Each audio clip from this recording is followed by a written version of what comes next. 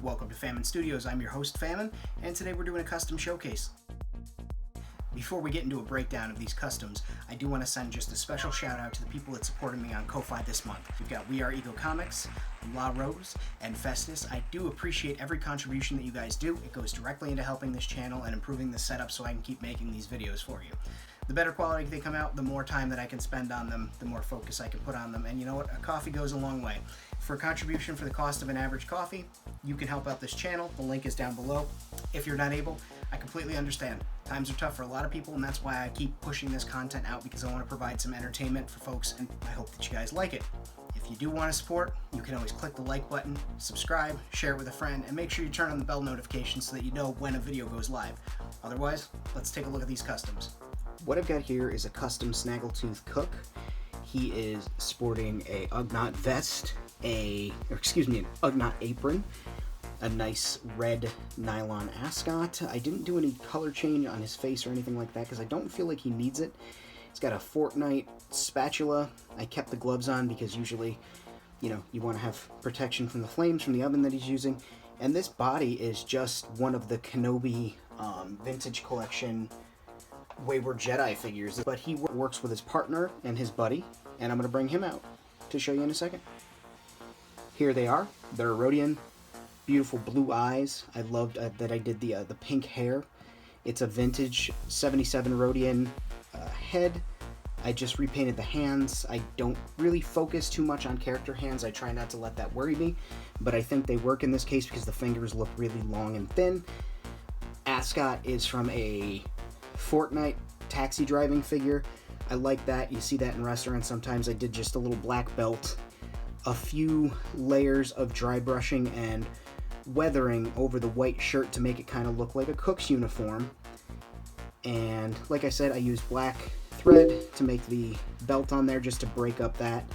The legs are dry brushed and washed a few times with different games, army war paints. I just did 2 washes, a dry brush of white, and then I went over it first with blue-gray, and then I followed up just ever so slightly with some blue-gray mixed with verdigris glaze. And I'm sure I said that word wrong, but it is what it is. I'm very happy with this. I'm working on a little mobile kitchen for them so that they travel with it.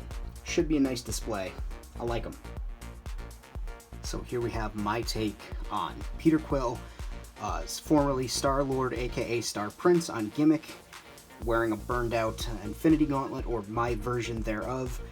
This is a Jurassic World. That arm comes off. You can actually swap out a regular arm on there, but I decided to just keep this. So, as you can see here, he's got a removable mask. It's a Jurassic World figure. This is a specific breakdown. This is custom. This is high intensity information right here. This was requested by one of my followers, G.I. Jew. You should go follow him on Instagram.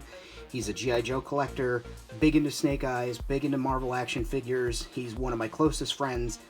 Go check out his cosplay as well. He's one of the fellow Iron Fist brothers. Check it out. But anyway, so it's a Jurassic World figure. I used a mask that I cobbed off of one of the Final Faction toys. The trench coat is the Han Solo Endor trench coat. Bag, I could not tell you where the bag came from. It's all weathered up and painted. The harness is from Clone Wars Obi-Wan. Like I said, the hand is supposed to be their version of the Infinity Gauntlet from that timeline. No worries on that. And so what else we've got on this figure here is I did some armor out of press-on fingernails. Thought that was a neat touch. Did clone boots, shin guards, and the boots. Did them in gold and brown. Also kept the blue jeans because, he's from Terra. Gave him a blaster. He does not have his iconic twin blasters yet. I haven't figured out how to do those. If I do, he will receive them. If not, good to go. I may 3D print some rocket boots, but for the time being, this is how he rock and rolls. The mask goes on just like so, which I think is really cool and different. It's a breakaway from the helmet. And of course, had to give him the retro tech. I gave him a Game Boy. So that's Peter Quill. This is my I think this has to be one of the favorite figures that I've ever done. This is my Gamorrean Hulk. Inspired, obviously, by the Incredible Hulk. He was a Gamorrean scientist who was also exposed to cosmic rays that ripped through the multiverse and happened to pass through a wormhole over Gimmick, blasting him. Now he is here. He's been all over the galaxy and always winds up back at Gimmick through some unbeknownst power. It's almost like the place is calling to him. Here you can see he's in his gladiator garb. He's, he's really, really cool. I'm really happy with this. I love the way that the paint came out, the 3 shading of the greens. That's a Marvel Legends knee piece from a Build-A-Figure piece. I did some brown ribbon for leather wraps and then just dry brushed them repeatedly. Gave his gloves some dry brushing to give it texture. I really like the way this guy came out. Did the purple pants, classic, had to. Covered up that little glowing port on his belt with just a metal greebly. I added a slave inhibitor type collar because, he escaped from a planet. I'll tell more of his story another day. But he, that thing's stuck on there, so he just walks around with it. He is wearing his buddy Thor's cape. Thor is MIA. Thor does exist in this universe because we know the Infinity Gauntlet's there. Whether or not Thor is alive, it is unknown and unknown to the Gamorrean Hulk. He is massively strong. He has done some professional wrestling appearances. He fights in the gladiator pits outside of Gimmick, right on the outskirts of the city when there's huge crowds. This is a Marvel Universe Hulk figure with various pieces added on, and this is a Gamorrean head that I attached from a Power of the Force 2 Gamorrean, I believe it was. I'm overwhelmingly happy with this figure and how he came out. All the weathering I did, all the dry brushing, all the detail, it just really, really makes it stand out on my shelf, and that's what I wanted. I wanted to borrow the words of the terrible Vince McMahon. If he stands out in an airport, pal, he could be a wrestler. Well, he's walking around a starport, and certainly people are looking at him. Last but certainly not least, we have a background Denzian, and for the meantime, I have put her with this custom speeder bike that I built. This was a Ezra Bridger Rebels speeder bike. I chopped the front and pulled everything back so it's all nice and tight. Gave everything a repaint, added some cabling you can see throughout the figure. Added an LED bulb. I didn't put a light in there. I just chose not to because there's actually a very cool little storage space here that I can do things with in the future. I put an antenna on it, as you can see. A lot of weathering on the back. I added that comms pack for the driver, whoever that may wind up being. I added this antenna here, and essentially my thought being is that this speeder is for pirated radio broadcasts. Something they may drive around and launch advertisements or disrupt advertisements depending on how much they're paid. And she is a Jurassic World figure from one of the villains from the Raptor pack, which I got all those storage containers from. So I, of course, wound up with multiple of her. I added a episode 9 or 8 Rey's tunic, some stripes, gave her the little lipstick and paint under her eyes, painted her boots up gray, just made the figure stand out a little bit more. I may give her some arm decoration, maybe some jewelry. That's further down the road if I decide to do that. If you paid attention to my reels, you will have seen that I had done a Craftsman-inspired dollar store UFO. As you can see, this thing is the shiniest plastic on planet Earth. I had to sand it, I had to heat treat it, took it apart.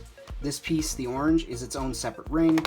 This is its own separate ring as well as the feet. I took the electronics out. What I wound up with is this UFO, which I'm very happy with.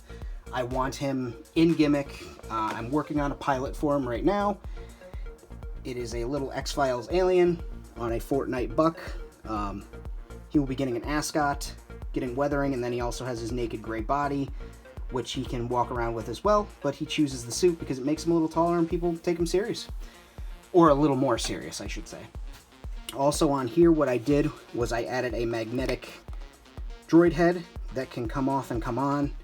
It's also reposable. That can come off and become a fueling spot. That's why I did the gas spills all around there and the score marks. Also, he could have gotten blown off, but I am giving this droid, this little BB unit head, a set of walking legs instead of a ball. So that'll be fun.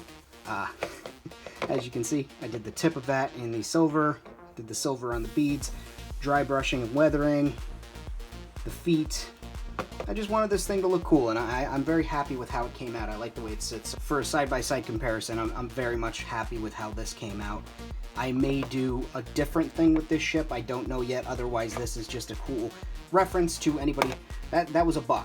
That was before the dollar stores jumped to $1.25, mind you, but $1 and some spray paint that I already had, BB unit that I already had, which you don't need to do that. You can just put the green button back in from the inside and glue it in place. You don't have to go the extra step like I did. I just went a little extra. It's magnetic. There's a nut in there. There's a magnet attached to his base. Boom. Head turns. It's cool. But for $1, I made a cool ship for my spaceport that can park. I have it parked over in the living district where it connects to the apartment buildings, and the bars are over there. Just really happy with it. So remember, I got those customs from Raul from Mecha Station, Diorama Accessories. I painted up a couple of them. I'm super happy with how this came out. It took paint amazingly, took weathering amazingly. I've got multiple colors of spray paints, acrylics on there, and this is going to be a great console on one of the upper levels. And then I also did this one up as a door. I'm actually building a frame for it, and it will be one of the upper level doors. I'm not quite ready to show you what I've been doing on the upper levels just yet, but I mean, look at how much detail is there. And that's just black spray paint, a coating of chrome spray paint, and then I went over it like with acrylics, just went bananas on it, and it came out really dope. I'm really happy with that.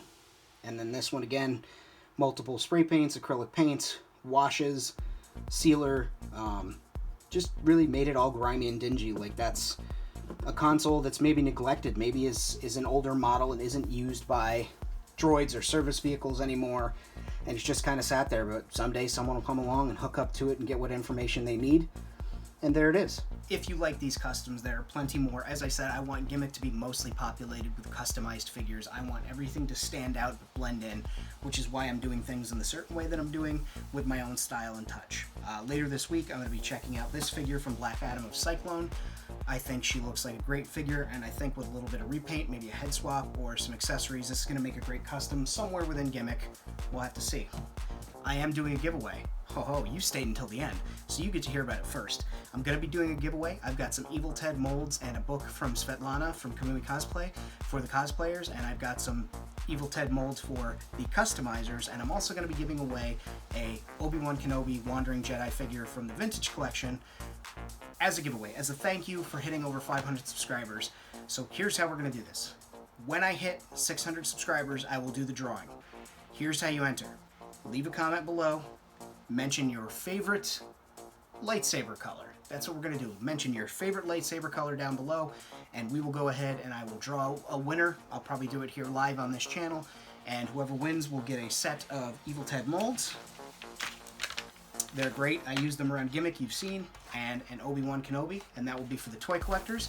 If you're a cosplayer, let me know down below with your lightsaber color, and I will go ahead and draw a winner from that too. So there will be 2 prizes, and you'll get a book from Kamui Cosplay and a set of Evil Ted molds to help you with your cosplay making. Anyways, I appreciate every single one of you, everybody who watches and tunes in. Thank you so much. Be sure to like and subscribe if you haven't already. I hope you have an excellent week. Be well, guys. Too sweet me.